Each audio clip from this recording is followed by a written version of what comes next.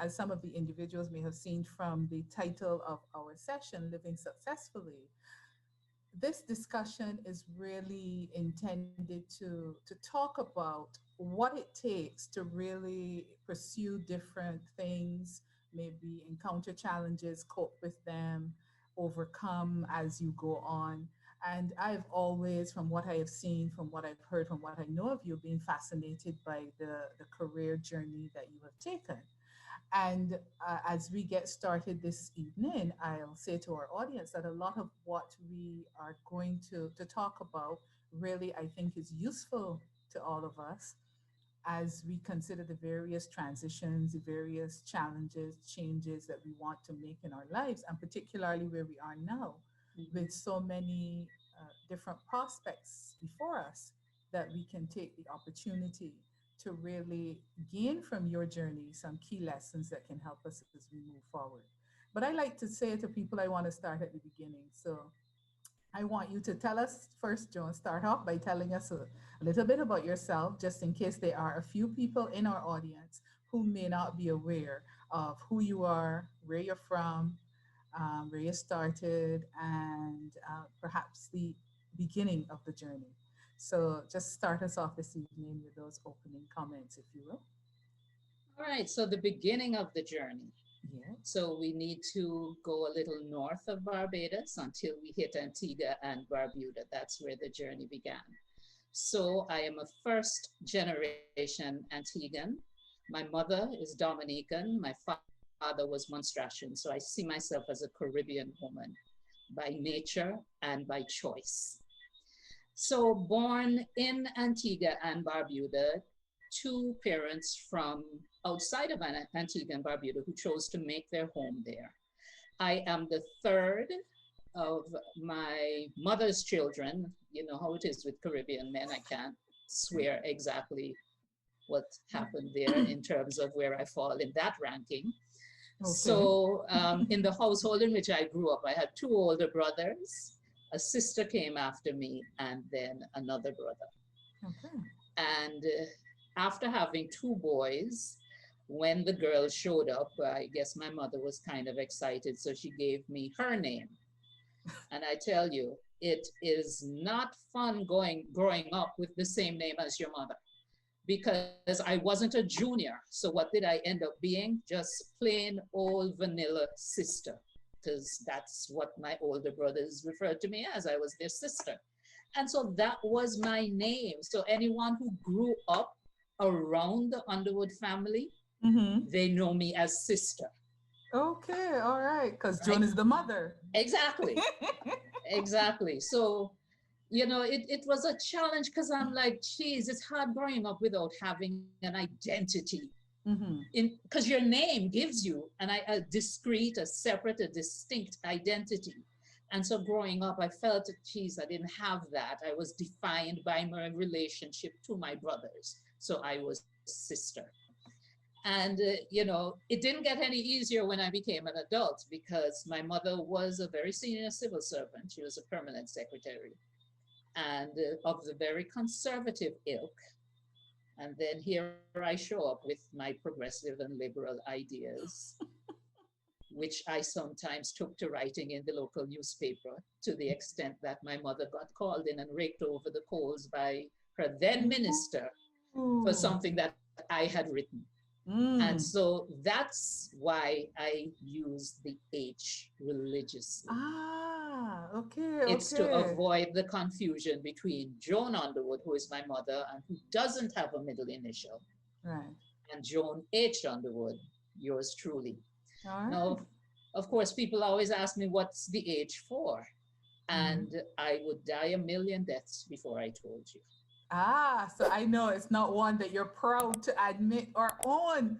Ooh, okay, all right. Not even close. I mean, some of my very best friends still don't know. What the And H is for. That's what okay. the We H won't hold is it for. against you.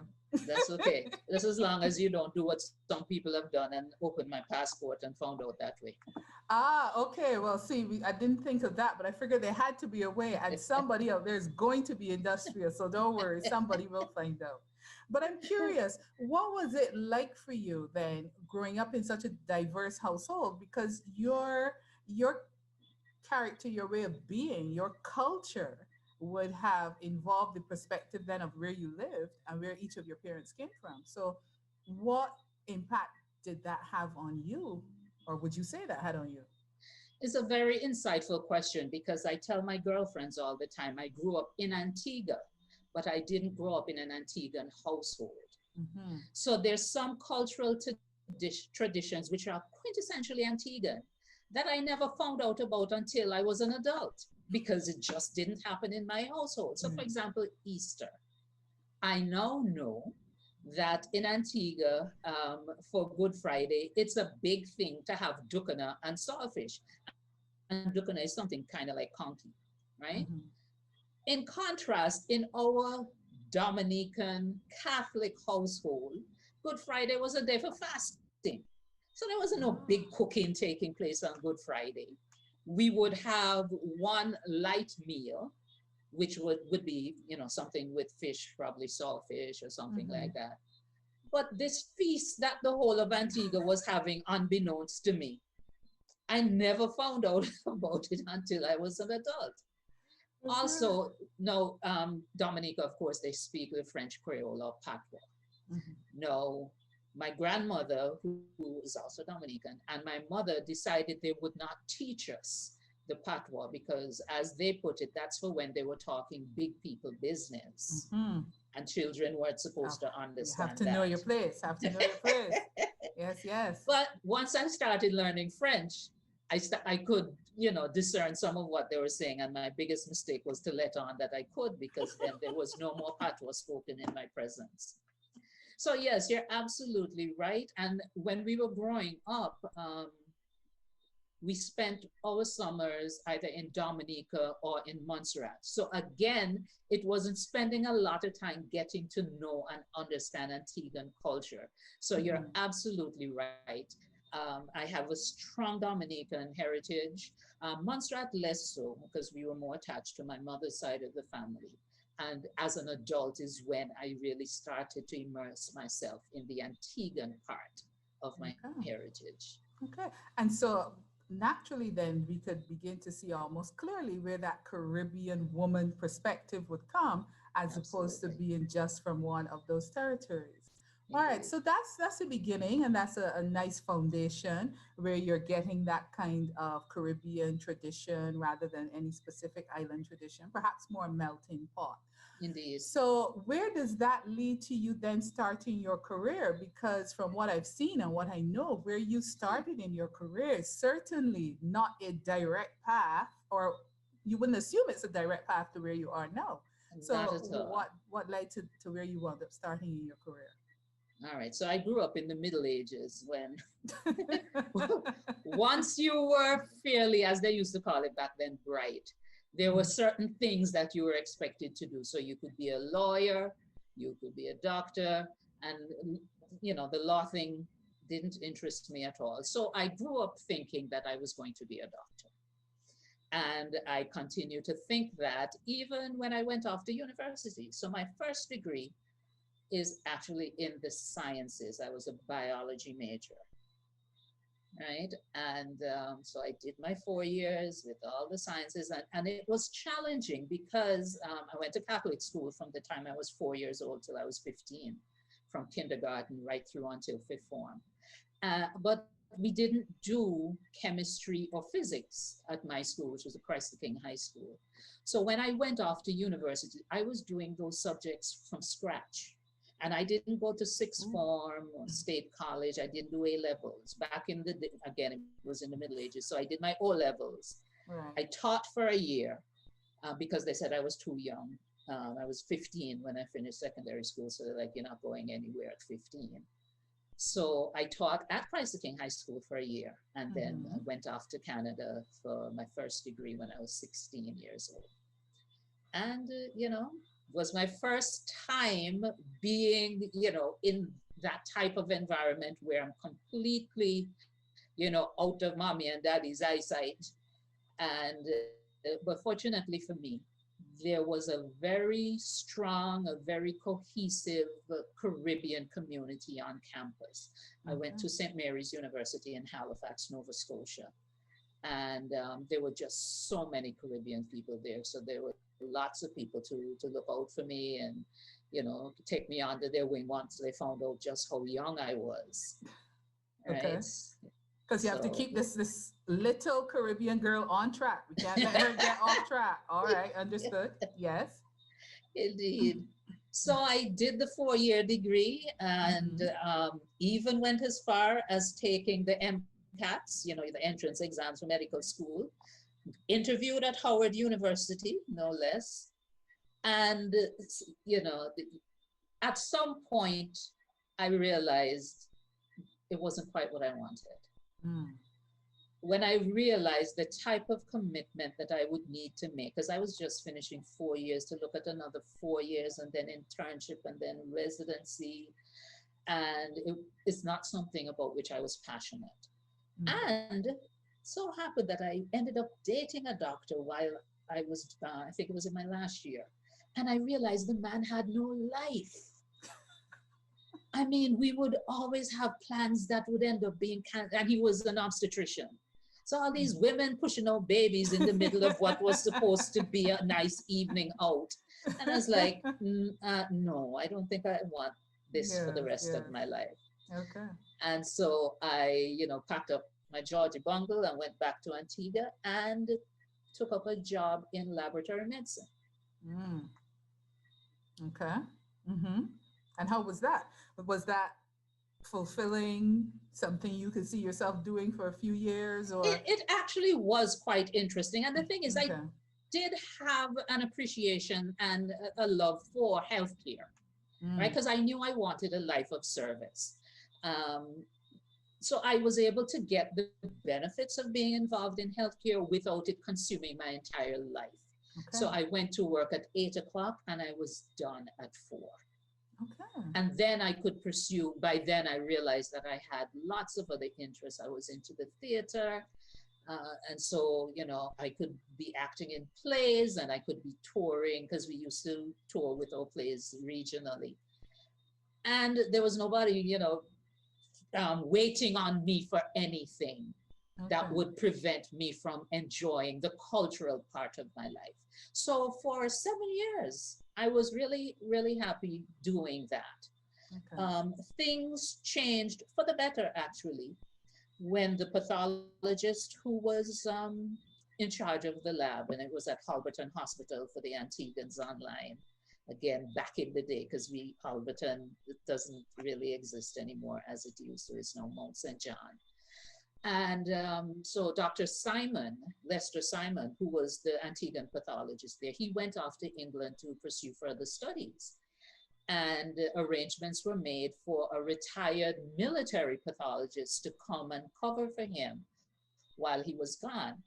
And that was a game changer for me and for my career path, because his name was Dr. Hinckley. And Dr. Hinckley challenged me, because at the time I was the supervisor for anatomical pathology. And what is anatomical pathology?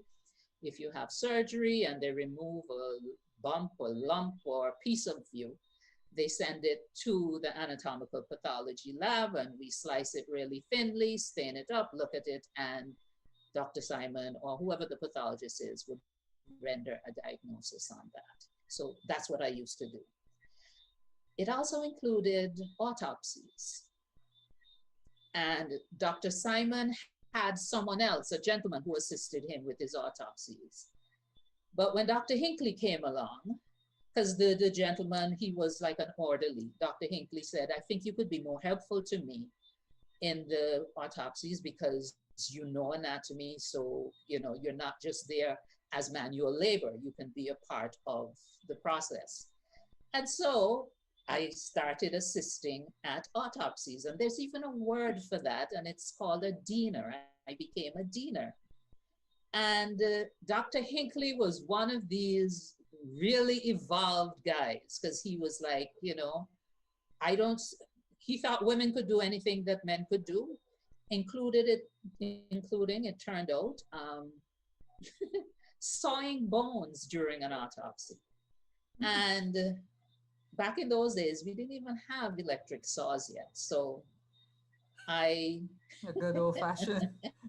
I had to do the back and forth with the manual saw. Okay. And he didn't just have me saw ribs, which are, smaller, so easier to saw, but it became part of my duty to take off the skull cap too. Okay. And all right. So you didn't know this, did you? No, I didn't know any of this, Joe. This is beginning to put you in an entirely different light. So there was a time in your life where you were responsible for sawing people in half. But they were deceased. It's important to clarify that. All right, cool, no problem. And of course, I wasn't as strong as Dr. Hinckley was. Mm-hmm. And it's important. Leverage is, from my physics, I knew that. So leverage is something that's important when you're doing that kind of difficult task. And so I used to have to stand on a little footstool so that I could be high enough to really get my elbow grease in there. And that particular part of my job got me, very unfortunate reputation with the police, because a lot of the autopsies that we did were criminal investigation cases. All right, so the police would be present when we were doing the autopsies. And I remember the first time they saw me get up on the stool and start sawing. I mean, they were flabbergasted. And they were like, "Oh, you're so wicked." I'm like, I am not wicked. This is something that needs to be done. The person is deceased. You need the information we're going to give you. We cannot, look at the brain unless we take the skull cap off. Yeah. And so I knew then that even if I had any interest in dating a police officer, it was not going to happen, because they were happy to spread the word to other police officers. You see, she wicked, see? So, okay. All right. So that's interesting, but that's already the start of you going down perhaps a path that's non-traditional, because it may have been that you're doing some things that was not usually done by women, and so it required a lot of strength. It required a different approach, and it was a little disturbing to these officers to see this young lady engaging in this practice and doing it perhaps so well, so calmly, and so on. But what do you think then you learned from that perhaps took you on to the next step in your journey? Possibility thinking, because before Dr. Hinckley came and challenged me to do it, I would not have, I never considered it. Mm-hmm. That was something, when Dr. Simon, the Antiguan pathologist, was there, that was something that he and John did. And they would bring the samples to me and I would take it from there. Mm-hmm. I never questioned why Dr. Simon never invited me to do an autopsy with him. But Dr. Hinckley pushed me into something and I realized, hey, you got this, you can do it. And there's another big change, like a life-altering change that came about as a result of Dr. Hinckley. Because at the time, we were only doing histology. Anatomical pathology includes histology and cytology. So histology is the study of tissue, and cytology is the study of cells. But we weren't doing any cytology at the time because we didn't have anyone trained in the lab to do it. And Dr. Hinckley said to me again, why don't you go and study to be a cytotechnologist? Didn't even know what it meant at the time. Mm-hmm. So, and this was before Google, people. So he explained to me what it was. And he says, if the lab, because we were getting a new lab, which was part of the expansion of the hospital, he said that the type of lab that we're going to be building, you need a cytotechnologist, and it might as well be you. And so he persuaded me, and so he said, and apply to the best schools in the world. And I was like, why are you telling me that? He says, if the best school in the world refuses you, that's okay. They refuse lots of people. But if you never apply, you'll never know if you could have gotten in. Mm. And so with Dr. Hinckley's encouragement, I applied to Johns Hopkins. Mm. No, at the time, Johns Hopkins was inarguably the best school of cytotechnology in the world, right? Because Dr. John Frost, who was there at the time, God rest his soul, he was the man who literally wrote the book on cytotechnology. And I applied. They only take 4 people every year. It's a 1-year program. They take 4 people in a year. I applied and I was accepted. So then I said to Dr. Hinckley, okay, that's well and good, but I can't afford this. And he was like, we will find you a scholarship. And so he went to bat for me. The person who was funding, who had donated all the money for the lab, the building, the equipment, everything, he went to her and he was like, this new lab that you're building needs a cytotechnologist.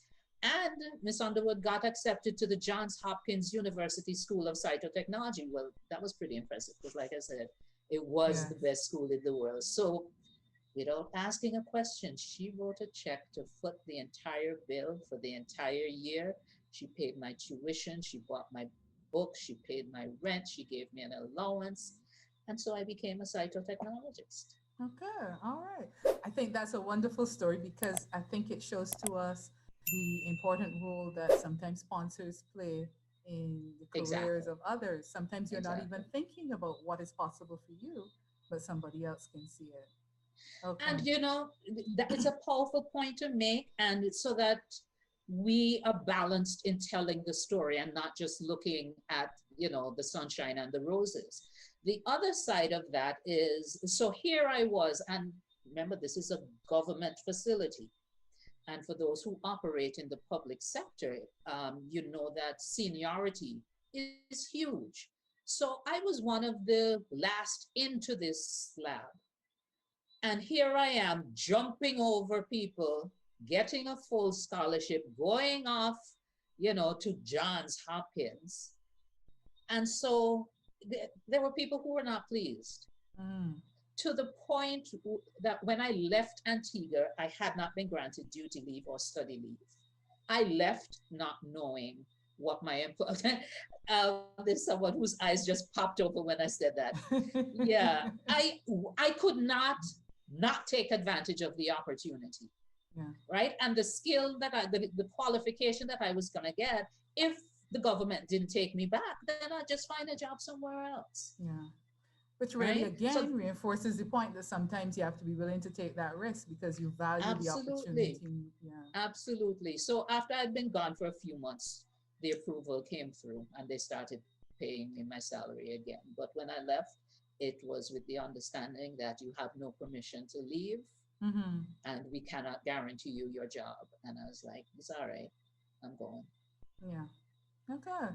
All right. So off you go to Johns Hopkins, you know, best in the world. You have your scholarship. So no doubt, I'm sure everything went smoothly. There were no challenges and you just sailed on through. But I'm sure that perhaps that wasn't how it happened because that's never how it happens in life. Not quite. Not quite. So what was it like for you? Because still fairly young, going on this journey, going to an institution that's one of the best in the world. They only take 4 people a year. And here you are, this young lady from the Caribbean who's one of these 4. So what was that experience like? And what do you think that perhaps taught and added to your journey and sense of self?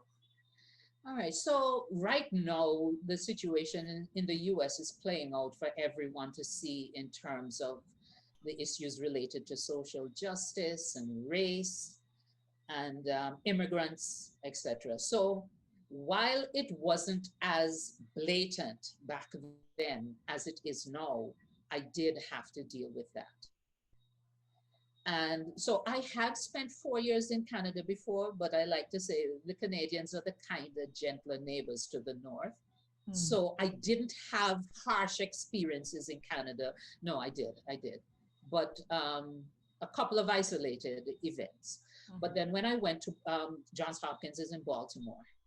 So, and in Baltimore, the economic divide is very noticeable in terms of, you know, how the Black communities and then the suburban, more affluent communities.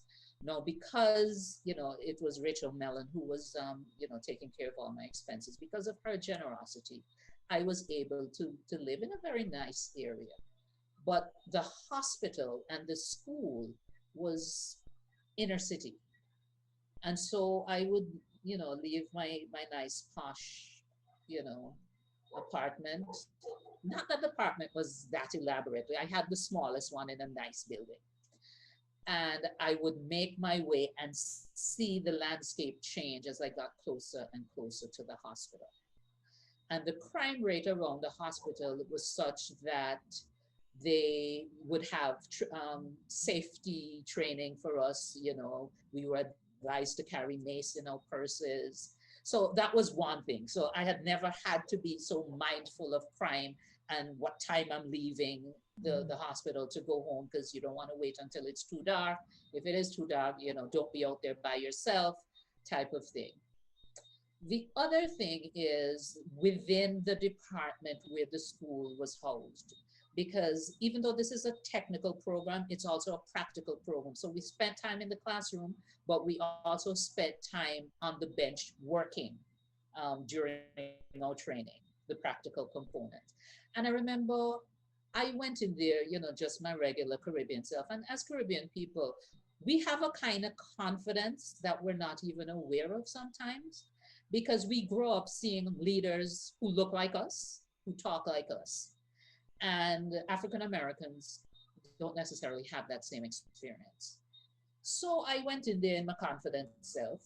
And I remember one of the senior technicians asking me one day, I was the only non-American in the program, okay? So I was the only Black person in the program. I was the only foreigner in the program. And one of the technicians said to me one day, "We must really intimidate you." And I was like, "Why on earth would you think that?" And she says, "Well, you're not from this country." I was like, "So?" So it was just so alien to me that they would assume, because I was from the Caribbean, because I was Black, I would somehow feel inferior to them. Right? So that kind of clued me in that, all right, this is different. This is different.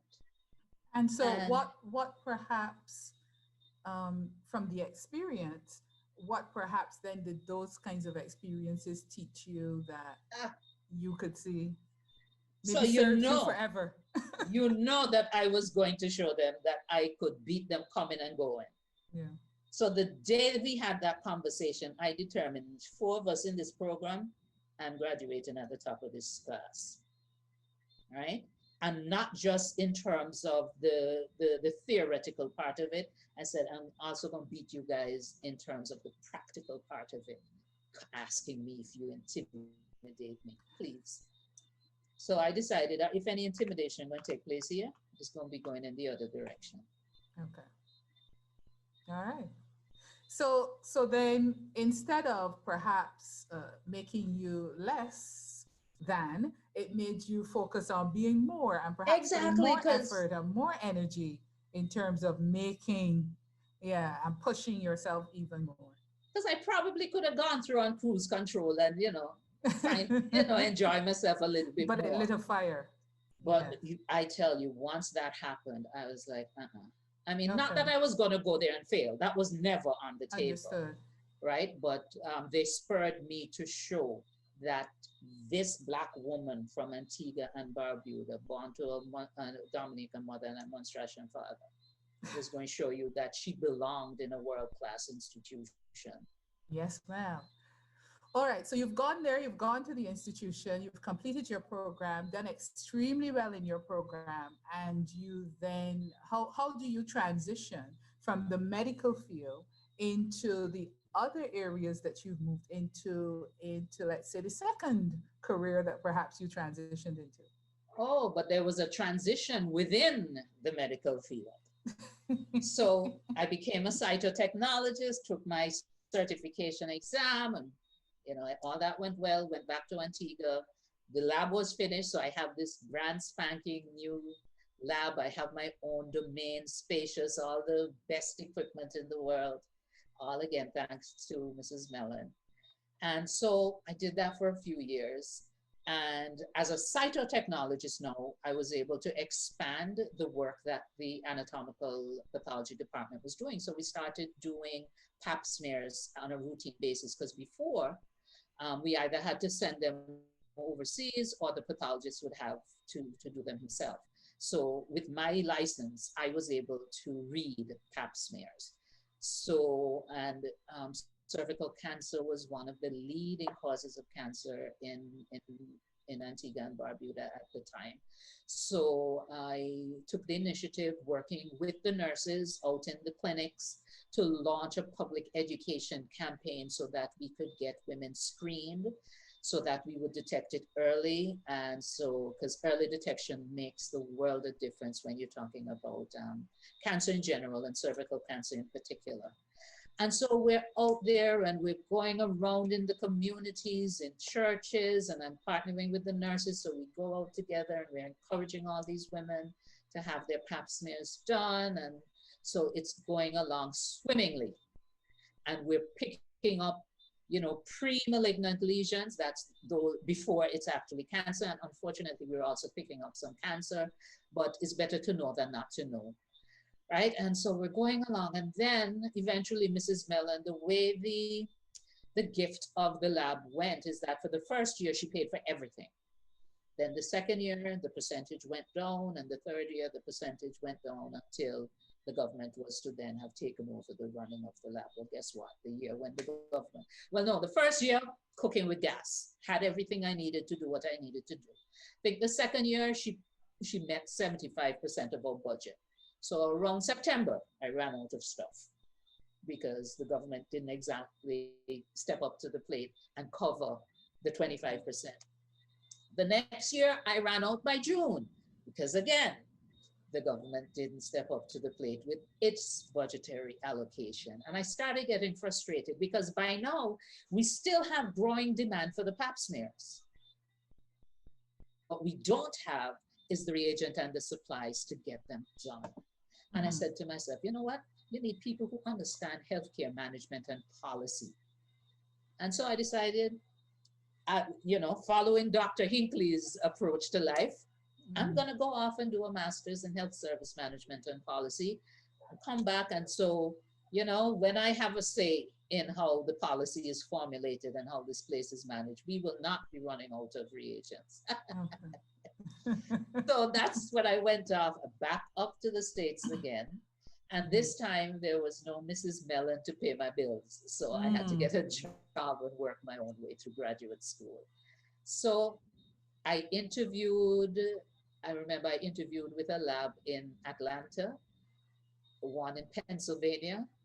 And these people were so impressive. They flew me from Antigua to Atlanta and for that one, and then the one in Pennsylvania flew me from Atlanta to Pennsylvania to interview for this job because cytotechs were in grave demand. They didn't have sufficient supply in the US. And so a cytotech from Johns Hopkins, so they were willing to pay to have it. And so I flew on the people's ticket, you know, stayed in their hotels, ate their food, interviewed with them, came back home. And when I came back home, I got a call from George Washington University Hospital. And they said, you know, we've had a look at your CV.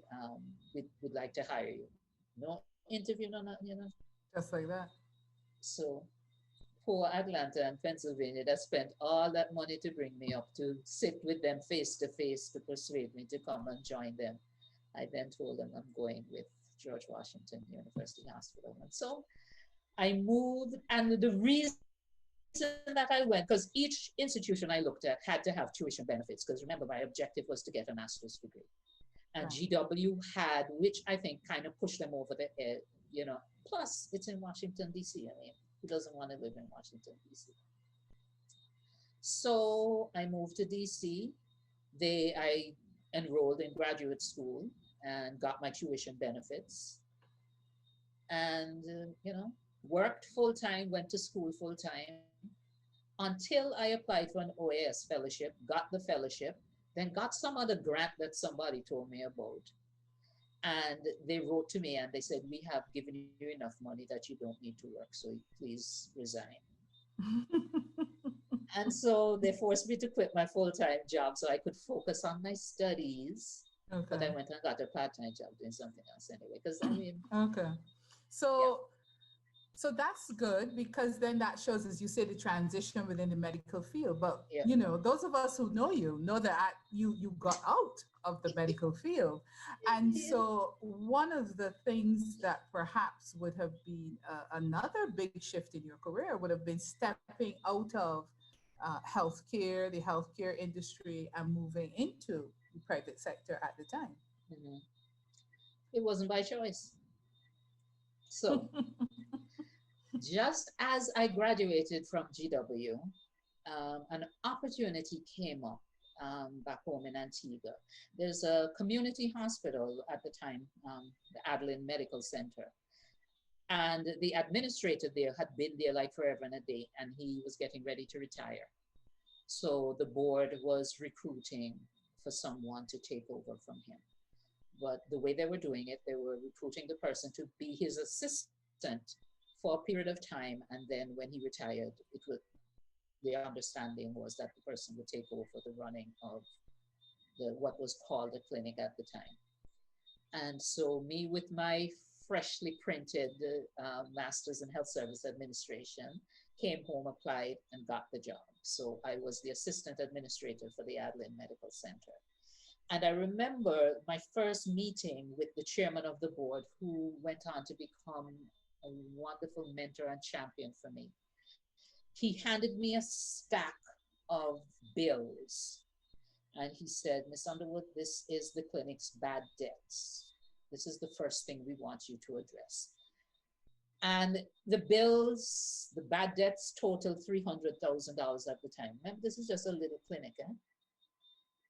And I'm like, oh my God, I did not think that the first thing I was gonna do would have to become a debt collector, right?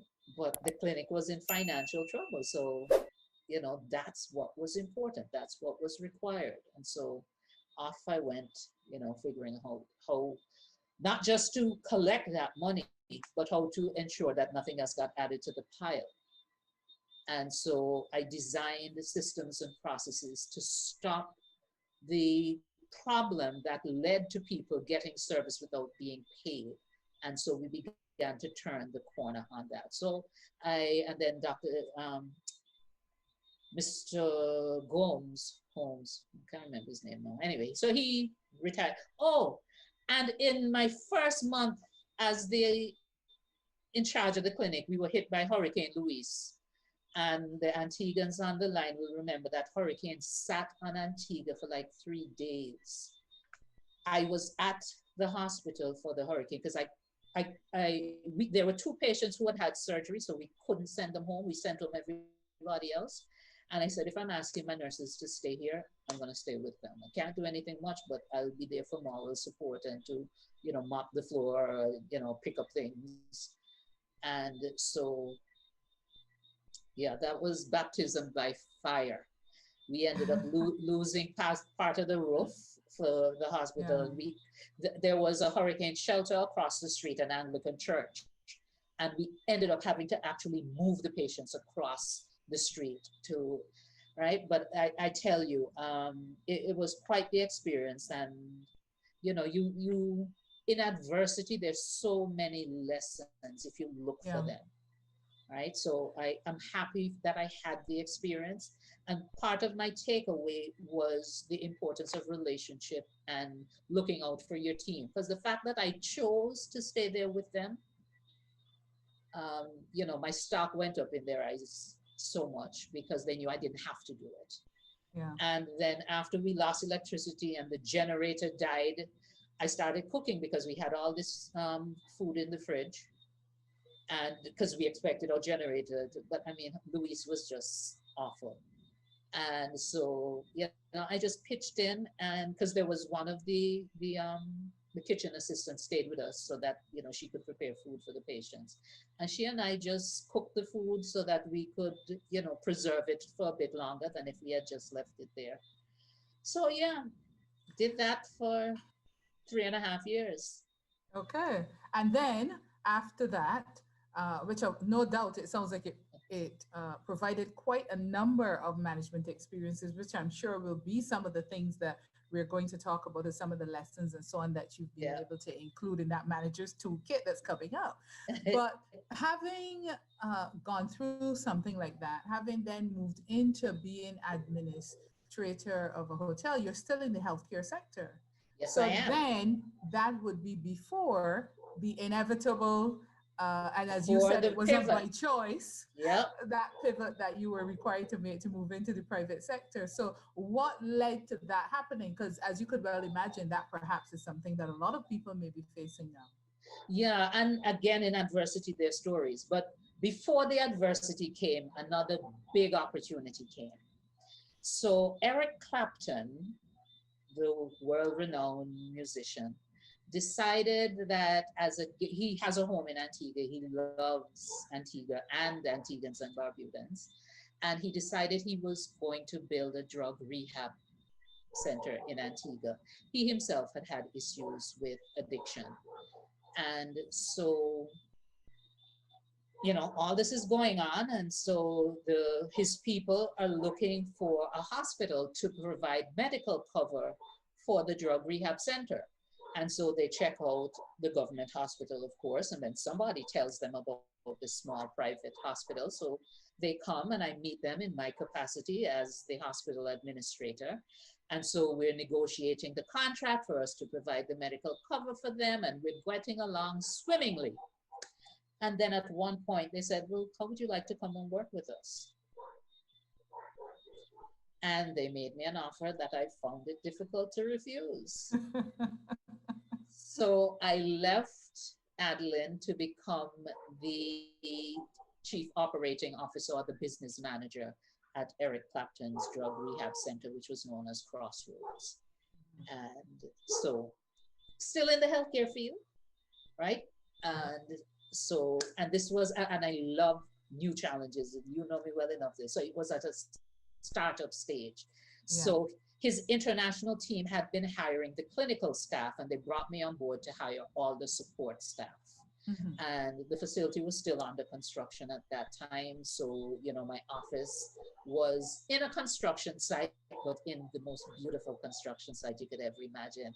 Looked out and there was the, you know, beautiful sea.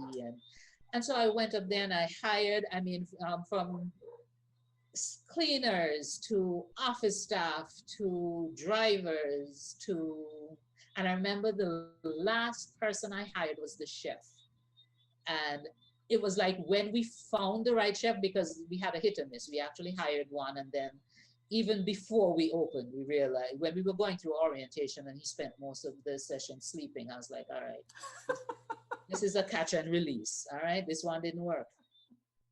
And there's no shame in my game when it comes to recruitment. If I realize I've hired the wrong person, I'm not going to double down on it just because I'm the one who selected them. I was like, no, I'm cutting my losses here and moving on. So after I woke him up from the training session, I told him we need to have a talk. And I was like, okay, I don't think this is for you. And then we found the most wonderful chef in the world. And it was like, when I hired Bevan, I was like, no, the team is complete. And so, you know, we got ready, we had our soft opening, and then we had our real opening, and I was going merrily along, enjoying the job.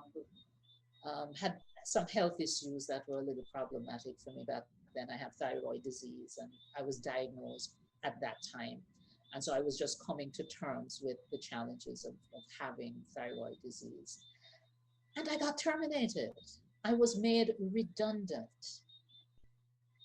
6 months after I made this big move. Yep. So that was the forced pivot. Yes. And how did that impact your career journey? Because until then, you've been on a trajectory, an upward climb. You've been making these wonderful choices, having these fabulous experiences, and along comes a pivot that you weren't planning for or expecting, and perhaps it's not mentally something you would even have considered could happen at that time. So how did Not you at all. do I that? mean, to tell you how much, I wasn't expecting anything even remotely like that. I had started to build my house because Mm-hmm. it was a very well-paying job. Mm-hmm. I had started to build my house. And because where I was building my house, there was no road infrastructure. And at the time, I used to drive a Toyota Tercel. And I got stuck in there one night when I went after work to look at what the workmen had done for the day. Had to call, send out an SOS to a police friend of mine who came in a police jeep and pulled me out. And he said, Joan, if you're going to live here, you need to get an SUV. So in addition to my brand new mortgage, I had a brand new car note because my little Tercel was paid for. And now I have a mortgage and a car note and newly diagnosed with thyroid disease. So I have medical issues Mm-hmm. and I'm made redundant. So I lose my health insurance. I have to wonder how am I going to continue to pay this mortgage and Mm-hmm. for this car, right? But so again, in adversity, the lessons, and I tell you, my faith grew exponentially during that period of time, right? Because I had a friend who was also my lawyer who it was clearly a wrongful dismissal because you cannot have your operations manager being made redundant and you're still operating, Mm-hmm. right? So we knew that I would win a wrongful dismissal case. But Right. winning a wrongful dismissal case in the future doesn't pay your mortgage today. Okay.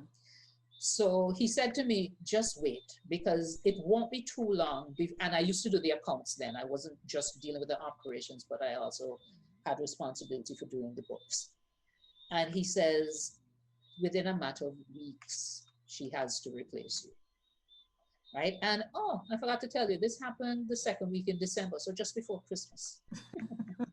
So on top of everything else, that was my Christmas gift. Mm. And so in January, she hired an accountant. Now, the labor code in Antigua stipulates that if you make me redundant, it has to be because the work that I do has been substantially diminished or it doesn't exist at all. Mm-hmm. And if it's a case of being substantially diminished, you have to offer me that diminished position before you offer it to anyone else. And they neglected to do that. So the day that that gentleman showed up in the office, my phone was ringing off the hook. Because remember I told you I had everybody except the clinical staff. Mm-hmm. So, and remember I tell you, be good to people, they'll be good to you. Yeah. I mean, those staff were up in. And so, I mean, I got a call from nearly everybody on that staff that day. Mr. Underwood, somebody in your office. I was like, folks, it's not my office, but thank you for letting me know because I needed to know that. So I said, so I need you guys to find out what his job title is, what duties he, ask him. So what are you hired to do? And so they were my little detectives and they did all the research that needed to be done so that my lawyer could request a hearing with the labor commissioner for wrongful dismissal. And of course we won the case. And I had worked there for 6 months and my wrongful dismissal settlement was an additional 6 months pay. Okay. But I'm still unemployed. But you have faith.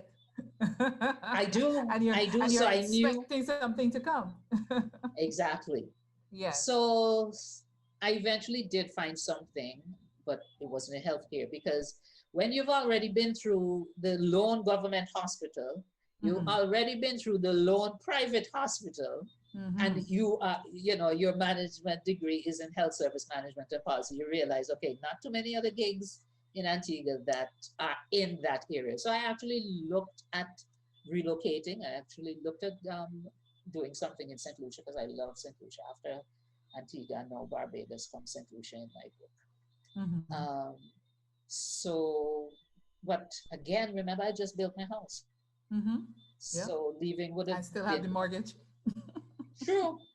And the car note. Yes. So I decided, all right, so your next job won't be in healthcare, it'll be in management. And so I started applying in the private sector, and everybody was like, wait, but is healthcare you're into? And I was like, yeah, but I can manage anything. And it was then, this is coming up on when I met you, Marjorie, because that's when I decided to do an MBA. Okay. And, you know, it was when I enrolled in the MBA with what's now the Cable School of Business that I met you. And that was what, in 2000 or something like that. So I did get a job in the private sector, and I went on to do my MBA, and that's how I ended up leaving healthcare. Moving down that path. Okay, so we're going to take that as a nice launching pad and a little bit of a pivot in our conversation to really say, because then having had those kinds of challenges, transitions, changes, you really had a really good foundation then as a manager. And I know that all these years later, that you wanted to take the opportunity to really share from your experiences what could potentially help others who are also going into the management field, who maybe like yourself were transitioning into something new or moving into an unexpected role or having an opportunity to be promoted in an organization but might not quite be ready. So I'm going to ask you to start by telling us a little bit of about the book. What really made you decide now, you know, as they say, why now? Why this book? All right, so the why now, the short answer to the why now is COVID. Because I've been meaning to write this book for years. I actually, hi, Father Frank. my parish priest from since I was in school is online. So nice. He knows stories about me, so we're not going to let him talk. Okay, good. Wink, wink, Father Frank. We won't let you talk. So, yeah, I actually had started writing the book back in 2016. And, but then I had a terrible family tragedy. My nephew died. He was 28 years old, completely unexpected. And it was just such a traumatic experience that I just wasn't in the headspace to be creative. And I wasn't feeling very resourceful. So I put the project aside. And it remained aside until COVID. And, you know, 2020 started off with a bang in a good way for me. My practice, there was so much demand for my services. The first 5 weeks of 2020, I think I was in and out of Antigua 3 times, not for enjoyment, to do work for clients.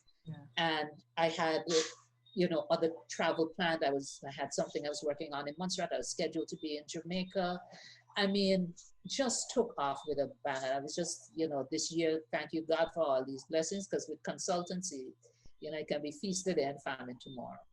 And then March, pandemic, and essentially everything. I mean, there was like, thank God, one project that kept plugging along so that I could, you know, earn some money. And then my coaching clients, I was still able to coach because essentially I coach online.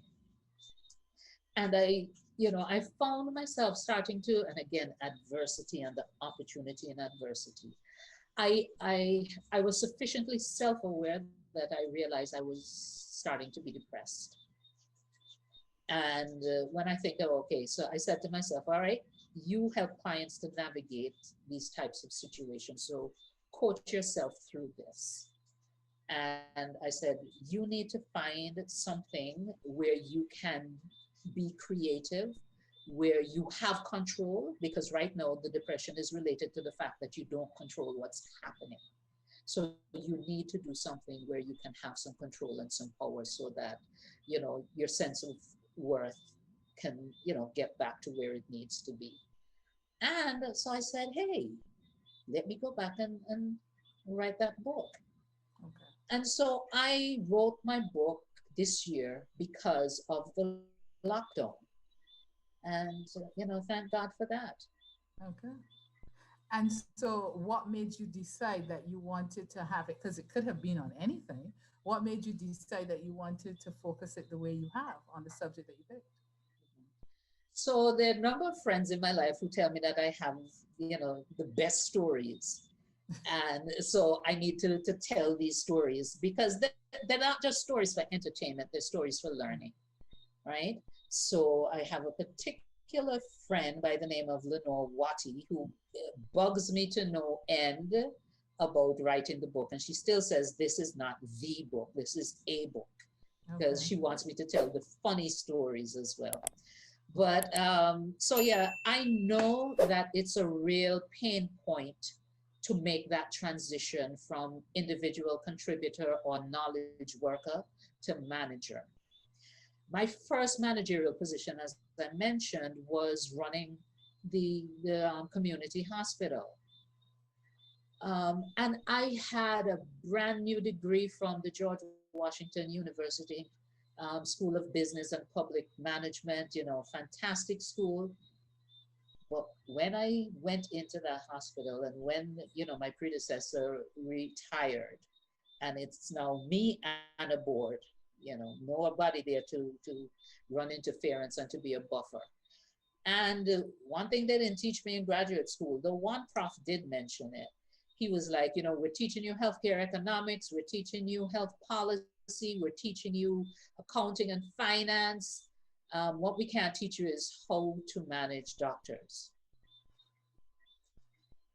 And I found out the hard way. And I mean, some of them were lovely and easy to work with. And then there were others, not so much, not so much. And remember, I told you about the bad debt situation. So one of the things that I sought to do was to put systems and structures in place. I was boss at that. I could design the heck out of a system. The skill set I was missing is how to persuade and influence people that I couldn't control, because I couldn't direct the medical staff, the doctors in particular, what to do. And so I had some stumbles back then in terms of how to bring them along with me. And there's an African proverb that says, if you want to go fast, go alone. If you want to go far, take others with you. And it took me some time to learn how to take others with me on the journey, right?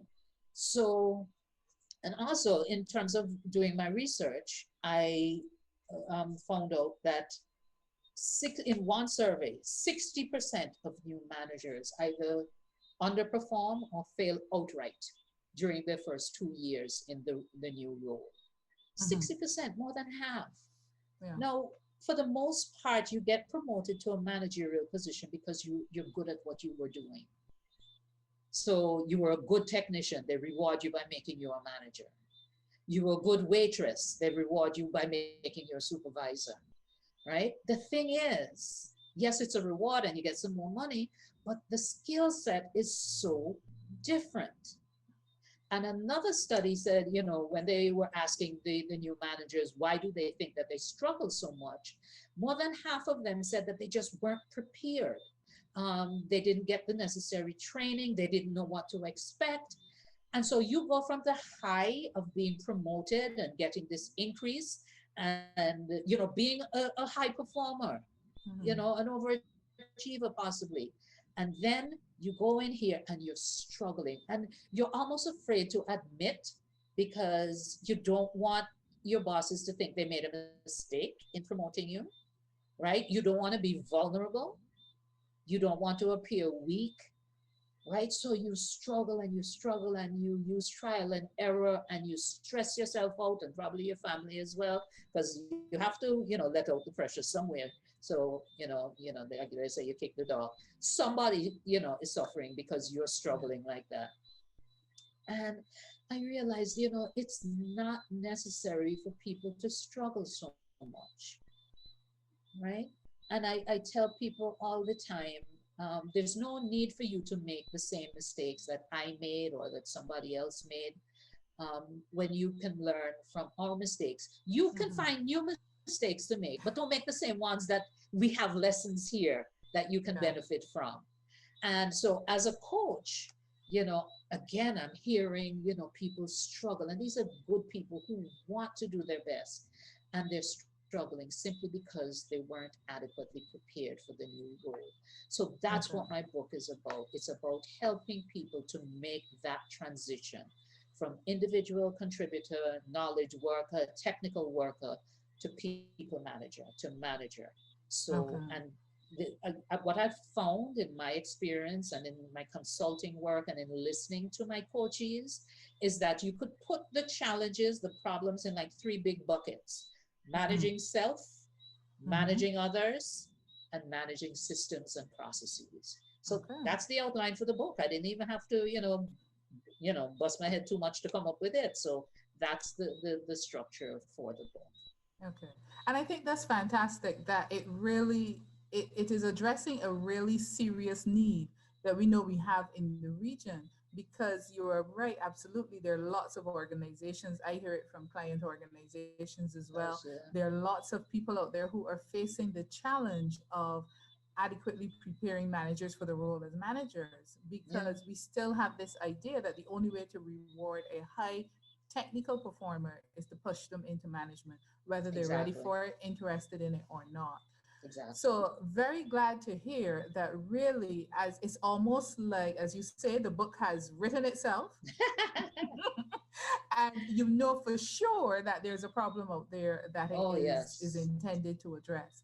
So if you had to offer, let's say, well, of course, as we go on, please, if you have any questions for Joan, feel free to put them into the chat.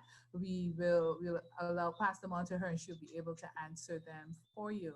But as you look over or think about perhaps the key advice that you're giving to individuals, what would you say perhaps the three things that you may say to a person who is considering, well, what's the three things I should do to adequately manage myself?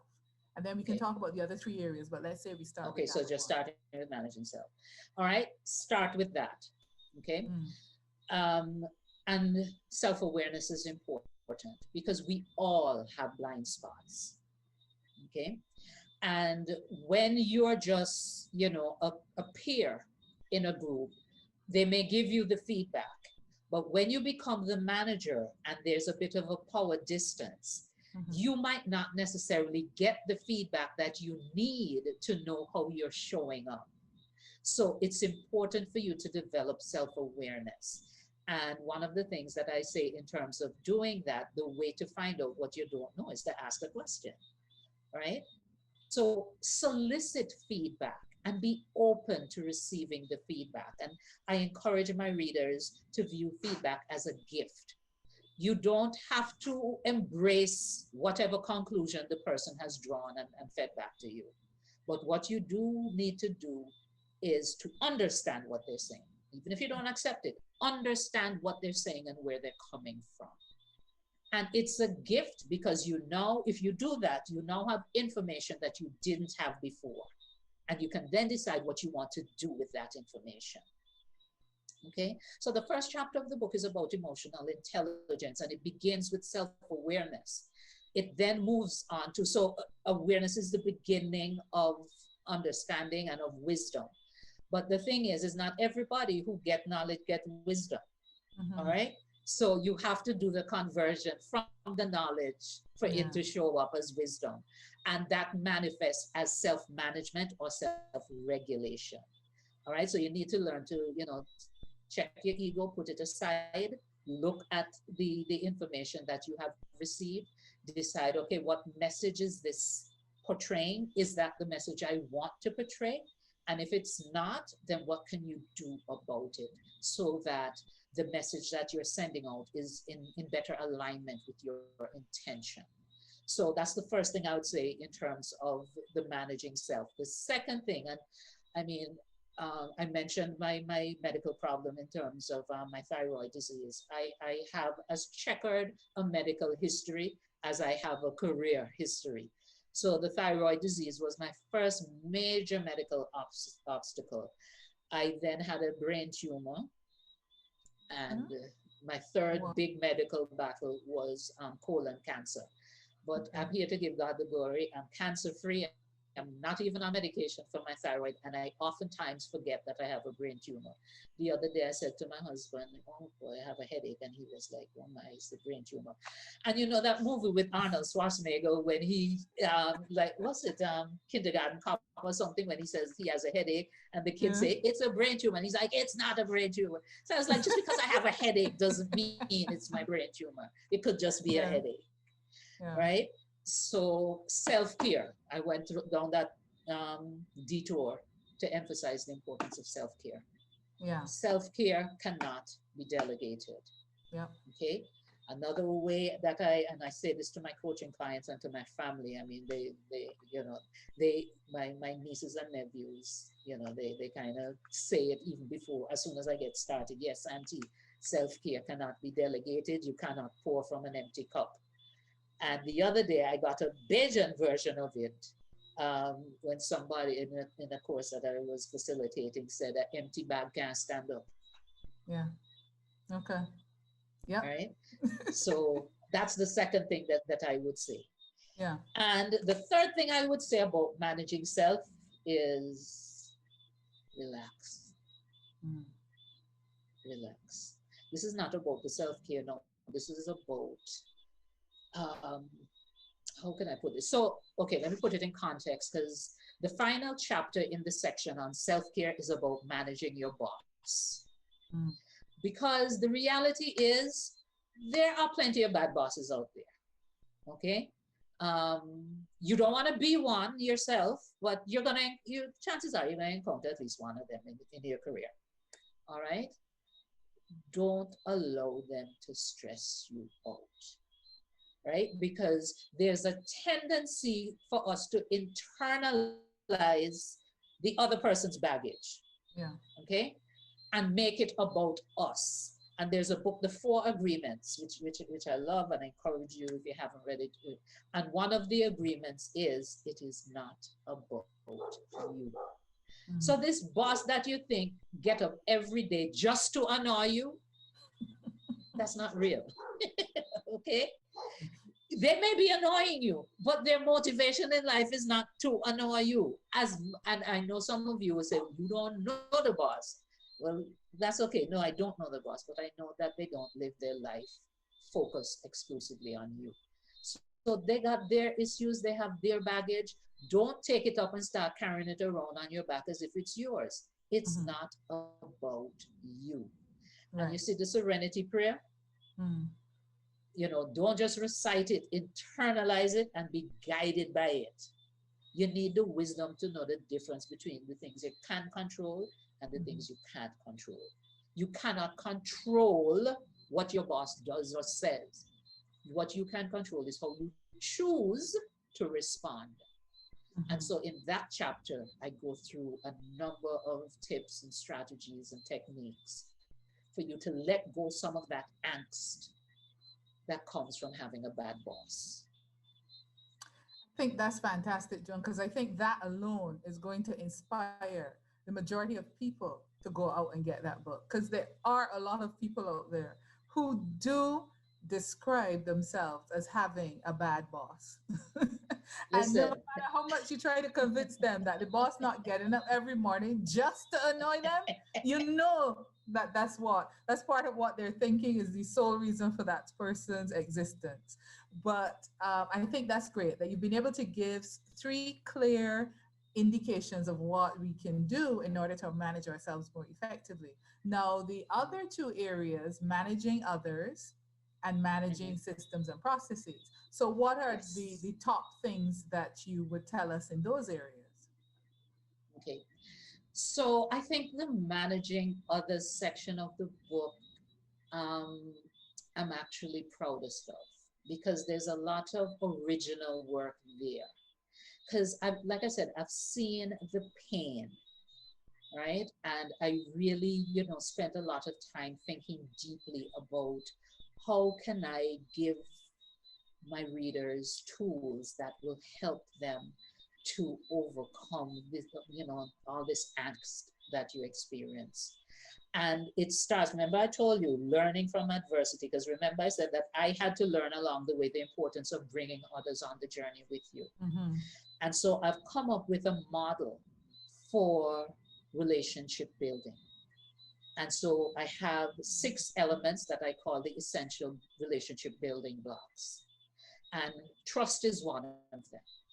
And so trust actually has its own chapter. The other 5 building blocks are in one chapter, but there's just so much to say about trust that I devoted an entire chapter to it.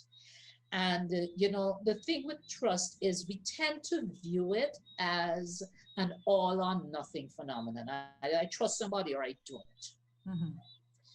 What I have found that it's much more nuanced than that. Okay, what do I mean by that? So, for example, I can trust a stranger to give me a ride from Wildy to Warren's, or for those of you in Antigua, from Old Road to St. John's, right? The person is a taxi and I don't know the person, but I will trust them that you know, you have a driver's license, you're not going to drive like a maniac and kill me before we get to our destination. So I trust that person to do that specific thing. Would I give him my ATM card and the PIN and tell him, you know, go by that ATM and take out the money to pay yourself for the ride? Not so much. Okay, so it's contextual, right? And so in my trust model, I've identified 4 discrete elements of trust. You think I should give that away? Nah. I think that could be useful. They'll have to get the book for the details, but you could mention what they are. But I'll list them. Okay. So the first one is competence, which is what I alluded to when I was talking about the taxi driver. So do you trust someone's competence, that they have the knowledge, skills, and ability to do what you need them to do? Competence. The second one is character. Do you trust that the person is of good character, that they're honest, that they have integrity? All right? Because people can be very competent, but as the Jamaicans would say, they're jinner, real scam, right? So you can trust their competence, but don't trust their character. Right. Okay, so we have competence, character. The third one is an old-fashioned word, but I love it, and it's benevolence. And what benevolence means is that somebody, Benny is the root of the word, which it means good. Someone who is benevolent towards you means you well. Okay, because you can have people who are very competent, they have good character, but for some reason they just don't like your head. Right? So they won't lift a finger to help you or to make you look good. Right? So you don't trust them because of that. And the fourth component, I call it a meta element or meta component, in that it covers the other 3, and that's consistency. Because you need to be consistently competent, consistently of good character, and consistently benevolent if people are going to trust you. Nice. Okay. So that's my trust model, another piece of original work. All right. And of course, I expand on it in the book. Of course. And so that's a little bit about how to manage others. What about the systems and procedures in the organization? What perhaps is maybe the top thing you would say to someone who's a new manager? What should they be taking into consideration as they are looking at that aspect of their role? Okay. So you get things done by utilizing systems and processes. And a lot of times in organizations, we blame people for problems with systems and processes. Because if you have a bad process, a bad system, you can have the best people in the world. They are going to struggle to produce. And we need to stop traumatizing our people by having them operate in bad systems. So the number one problem that and I'd be curious to see what's happening in the chat in relation to this one. Meetings. You want to get people started on meetings, Joan? We don't have that kind of time. Gosh. I don't know of an organization where people don't complain. They have too many meetings, the meeting too long. They don't know why they went to the meeting. They don't know what the purpose of the meeting is. The meeting over, and up to now, they don't know what it was about. Meetings are just horrible, okay? If you don't do it right. Yeah. And so I have a chapter, and it's probably the longest chapter in the book, dedicated to great meetings. What you need to do before the meeting, including deciding if you need to have a meeting, because it's not everything that needs a meeting. Okay. And I see Harriet there saying that's true. All right. So what do you do before the meeting? What do you do during the meeting? What do you do after the meeting? Because the end of the meeting is not the end of the work, because you need to make sure that things get done. It shouldn't be. Exactly. So, and there's a quotation that I use in the book, and every chapter starts with a quotation that is meaningful to me. And it says something, I'm not going to give it to you exactly, but just to give you the flavor of it. Definition of meeting. It's something where the minutes are kept and the hours are lost. And sadly, from the time you mentioned meeting, somebody said, okay, well, even more excited to get the book now, because people are already looking for solutions to meetings. We all know that death by meeting feeling that we have when we're sitting there, we're thinking, why is this meeting happening and why am I in it? Yeah, so that chapter is called End the Hostage Crisis. Oh, dear Lord. All right, so if nothing else, we know what the name of that chapter is, so write that down, so when you get the book, you know the one that you can look for first. All right, we have a question here that's coming in from one of our participants saying, what advice would you give young people on finding their sponsors or mentors to act as champions? Love that question. And the one sentence advice that I would ask you, as a matter of fact, the one word advice I would give you, and I'm going to expand on the one word in a bit, but here's it: ask. Ask. You're not going to get that mentor, you're not going to get that sponsor if you don't ask. All right? But you don't just jump up and ask without doing your homework first. Okay? You need to be very clear on what your ask is. And so the person that you're going to ask, you need to do your research to find out what their interests are, so that when you approach them, because that's how human beings, that's how we're wired, right? You get our attention when you can bring up something that's of interest to us. So you need to do your homework so that your entree is something that would catch the person's attention. Okay, so look around. And when I was coming up early in my career, I would look at where I would like to be in terms of, so when I wanted to be a hospital administrator, I looked at how, this is when I was living in DC, I looked at hospital administrators and did research in terms of what they're into and so on. So I didn't approach every single, I looked at one that I would have things in common with, so that I'd be able to, have, because these people didn't know me. I was in a strange country. But I was able to find a mentor because I picked up on something that she was interested in, and wrote to her and mentioned that thing, and then went on to share what my aspirations were, and then asked, would it be possible for me to come and speak with you?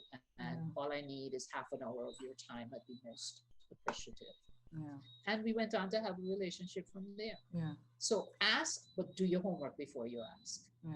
And I think one of the beautiful things that we have now is with the internet, with social media, with platforms like LinkedIn, Facebook, and so on, that a lot of those people can be a lot more accessible. And it is often a great research ground to find out what their interests may be, and to really have as an entree to start the conversation going. And I'll tell you, a lot of people who are on those platforms and are mentors, they usually talk about the fact that they are willing to have the discussion, they are willing to have the conversation. But as you quite rightly said, Joan, it often, because they may get a lot of requests, you have to be able to stand out so that they can say, okay, I see how I can help you. Yes, exactly.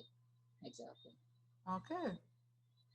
All right. So yeah, but I think we still had a few people going on about meetings, and they really love the name of the chapter, Joan, the End the Hostage Crisis. So this your book, as I've said, you're a new author. We are coming up. Mhm. It seems it's amazing how the time just manages to slip by. So we have a few minutes Oh, yes. remaining. But where can one find the book? Because you are in pre-launch stage. So where is the book I available? All I am. know. Well, all I know, the book is not available to you yet. So we're Ah. still in the pre-launch phase. I uploaded it to Amazon earlier this week. So, I had a flutter heart moment there when I went to the page and saw, my book on Amazon, but you can't see it Ooh. yet. It's not live yet. It's still at the back end. Okay. So here's the thing. Next week, because if you notice, Marjorie, who knows me very, very well, she has Mm-hmm. not throughout this conversation asked me the name of the book Mm-hmm. because she knows that I'm keeping that a very closely guarded secret for the time Mm-hmm. being. Mm-hmm. So a week from today, I'm going to be on Zoom, Facebook Live to reveal the title of the book and the cover. So the Mm-hmm. big reveal takes place at 7 o'clock next week, Thursday. So that's the 12th. And you can check me out on LinkedIn to get further information about that or over on Facebook. And come join me at 7 o'clock. So you'll find out the name of the book, you'll see the cover, and you'll hear when it's going to be available. We start taking pre-orders immediately after that Facebook Live broadcast, Okay. and it will be via a special promotion. And so I'll Okay. tell you all about the special promotion, and it includes everyone who pre-orders will be entered into a live draw for something really special. But I'll tell you about it on Thursday. Oh, okay. All right. Sounds interesting. There's a whole lot of teasing that's going on here. So people, I'm feeling your pain. I can imagine all of you who are out there now thinking that you're going to be able come Monday morning, be armed with the techniques for ending those Monday morning meetings. You're gonna have to wait at least one more week. But the good thing is that from what you said, Joan, is it will be available via Amazon. Yes, Yeah. okay, after Okay. it's launched. After it's Before then, launched. for the pre-order, you're going to need to go to joanhunderwood.com. As a matter of fact, I invite you to go there starting this evening because there's a sample so I'm not that wicked that I'm going to just keep you in suspense about everything. That's much So that's if you better. That's better. so if you go to joanhunderwood.com, Yes. you'll be able to download a sample of the book, and the sample that I'm sharing with you gives you an overview of the entire book because it's the introduction to the book. So I tell you, about the three parts of the book that I just went through with Marjorie and what's covered in each of the sections, and what led me to write the book. So you know Yeah. people who have read the introduction have come back and said, okay, come now, it's time. We want the rest of it. So go Okay, on so over what's to joanhunderwood.com. okay, so joanhunderwood.com. That's access. That gives you great access to the sample and it sets you up, puts you there so you can find out additional information when it becomes available. What's the official launch Exactly. date so people will know to check back or go check on Amazon if they don't remember anything else? Okay, so the official launch date is December 11th, and it Okay. is very symbolic because it's exactly 9 months after the pandemic was declared. Okay. All right. And so, since this is my book baby, I had a 9 month gestation. Okay. So, I set the launch date for exactly 9 months later. Okay. All I love right. that type Nice. of symbolism. That's fantastic. That's amazing. That's a great thing to be able to remember about this book, baby. It took 9 months to be launched Yeah, to the public. All right. yeah. So So, December and but let me 11th. just Go yes. ahead. So that's the official launch date. That's when you'll be able to buy it on Amazon, and not just on Amazon. It's going to be available. In formats. It's going to be available in electronic format so that you can download it. It'll Mm-hmm. also be available in paperback, and there's a premium edition. But Mm. yeah, there's something special about that, but you have to come next Thursday to find out about that. But prior to December 11th, you can pre-order with me at joanhunderwood.com. So that pre-order link will go live after the session next Thursday. So once we close down that session, we'll activate the link and you can start placing your orders. Okay, and next Thursday on Facebook, what's your handle? What should they be looking for? How do they find you on Facebook? All right, so on Facebook, it is Underwood Talent Development Services. That's the name of my company, Underwood Talent Development Services. But don't stress yourself if you can't remember that. You can remember Joan Underwood. Check me out on LinkedIn because I'll be posting about it. And you can also join me at on Zoom. So you can join either via Zoom or via Facebook. And when you go to my website, joanhunderwood.com, to download your sample book, just give us your information and you'll get all the updates, including notices about the promotion. And I have a whole bunch of giveaways that I've developed to, so that people don't hate me too much because I have people say, oh, you've been teasing us with this book. So I'm going to be giving you content that's going to help you. So the first blog as part of the launch, I issued that on Tuesday. So it's taking management performance to the next level. So you can check on LinkedIn and on Facebook and you'll see the blog. And so every week I'm going to be giving you content, which is based on the book and will help. So you're not going to have to wait till December 11th to figure out how to get this done. I'll be, feeding you little tidbits as we get closer. Yeah. All right. Okay. And Joan is also on Instagram for those of you who perhaps do most of your social media surfing on Instagram. So you can check her out on Instagram, on Facebook, or on LinkedIn. And you can look for joanhunderwood.com, where you can go, you sign up, and you get information once you sign up on the page. And be prepared for the official event next Thursday on Facebook, where you will get more information and you will have the big reveal of the book title and the cover page. So Joan, thank you very much for talking with us this evening, for giving us a little bit about your journey, telling us some of the stories, not all of them, but certainly outlining, I think, a very good foundation for us to really understand where you're coming from with that approach and the advice that you are able to give to managers, that you're able to give to young people and others who want to develop and grow in their careers. This session we titled Living Successfully because really what you have done is set for us an example of what it means to really find the opportunity in the adversity, to not just let the adversity be the end of the story.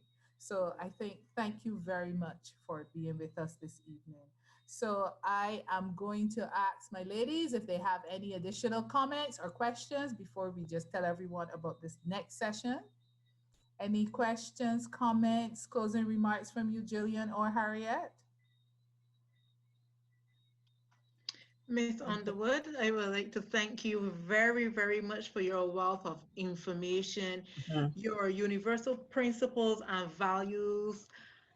It was very, very interesting and inspiring. I learned a lot this evening. So I just want to say thank you very much. Yeah. And my takeaway is self-care cannot be delegated. So thank you so much. Yes. And Joan, I appreciate every snippet, everything, every pointer, every learning experience, even the pivotal moments, all wonderful. And we want you to come back because for sure. there's much more that we need. Of course. Yes. So thank you again. And it was just wonderful having you. Absolutely. You so and definitely when she comes back, we have to hear some of those funny stories that apparently she's keeping in store for the next book. But thank you very much, Joan, for joining us and for sharing your experiences and sharing your learning and so on. Marjorie, just want to add. Session, go ahead. Yes, I just want to add, one of our main objectives is connecting people. Yes. So I will let everyone to reach out to Joan Underwood on Yes, LinkedIn please. or whichever social media Platform, yeah. medium you Yes. like. Yeah. You can reach out to Joan Underwood and connect, connect, connect. Absolutely. Also, Yes, connect ma'am. with each other here in the Yeah. here in Yes. Hmm. on LinkedIn. So we can Yes. all connect with, ones persons that you think that you need to connect with, or just randomly connect with people, because that's what we're here for. That's what our Yeah. group is for. Yeah, and it strengthens the network. The more that It you have, the does. more you're It able to reach does. out, the more you learn, the more you have Yes. people like Joan in your network, you can reach out Yes. to her, ask for advice and question, or follow the exciting things that she's doing or the information that she is sharing with you. So thank you for joining us this evening, and we Thank look you forward so to seeing you much. the next time. Thanks, Thank you so everyone. much for your time. All right, take Bye. care.